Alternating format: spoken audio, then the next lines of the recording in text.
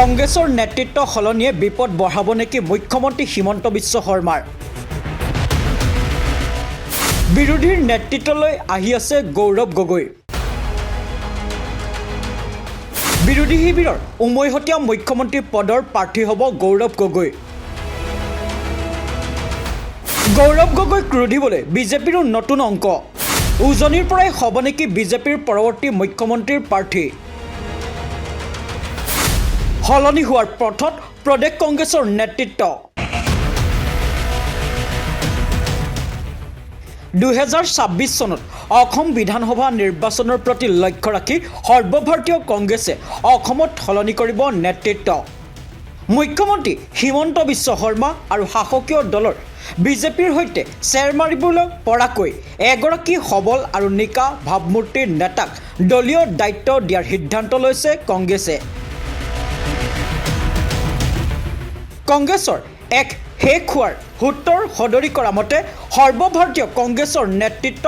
অসমৰ পৰৱৰ্তী বিধানসভাৰ নিৰ্বাচনৰ বাবে সাংসদ গৌৰৱ গগৈক সাজু হ'বলৈ ইংগিত দিছে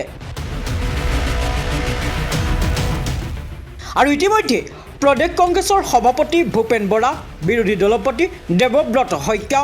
মহিলা কংগ্ৰেছৰ সভানেত্ৰী মীৰা বৰঠাকুৰক দিল্লীলৈ তলব কৰা হৈছে তদুপৰি যুৱ কংগ্ৰেছৰ NSUI আৰু সেৱা দলৰ ৰাজ্যিক নেতৃত্বকো দিল্লীলৈ তলব কৰা হৈছে বৃহস্পতিবাৰে সন্ধিয়া অসম কংগ্ৰেছৰ এই বিশেষ দলটোৰ সৈতে মিলিত হ'ব কংগ্ৰেছৰ সৰ্বভাৰতীয় নেতৃত্ব আৰু উক্ত বৈঠকতে অসম বিধানসভাৰ নিৰ্বাচন সন্দৰ্ভত বিতং আলোচনাৰো কেতবোৰ গুৰুত্বপূৰ্ণ সিদ্ধান্ত গ্ৰহণ কৰা হ'ব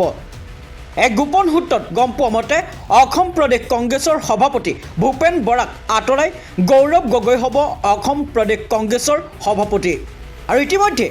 কংগ্ৰেছৰ তিনিগৰাকী সাংসদৰ মতামত গ্ৰহণ কৰা হৈছে যদিও যুৱ কংগ্ৰেছ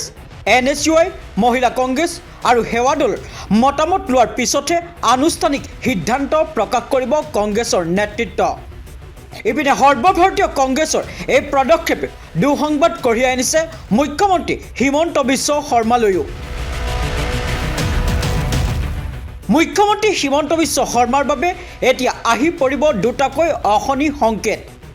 যদিহে সাংসদ গৌৰৱ গগৈ প্ৰদেশ কংগ্ৰেছৰ সভাপতি পদৰ দায়িত্ব দিয়ে তেন্তে মুখ্যমন্ত্ৰী হিমন্ত বিশ্ব শৰ্মালৈ আহিব বিপদৰ আগজাননী কাৰণ গৌৰৱ গগৈ মুখ্যমন্ত্ৰীৰ কাবুত ৰখাটো সম্ভৱ নহয় news desk report the corruption files